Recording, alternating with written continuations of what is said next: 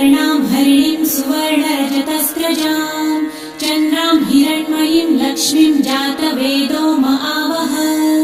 ताम आवह जातवेदो लक्ष्मीमनपगामिनीं यस्यां हिरण्यं विन्देयं गामश्वं पुरुषानहम् अश्वपूर्वां रथमध्यां हस्तिनादप्रबोधिनीं श्रियं देवीमुपह्वये श्रीर्मा देवी जुषतां कासोस्मितां हिरण्यप्राकाराम् आर्द्रां ज्वलन्तीं तृप्तां तर्पयन्तीं पद्मे स्थितां पद्मवर्णां तामिहोपह्वये श्रियं चन्द्रां प्रभासां यशसा ज्वलन्तीं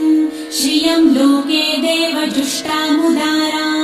तां पद्मिनीं शरणमहं प्रपद्ये लक्ष्मीर्मे नश्यतां त्वां वृणे आदित्यवर्णे तपसो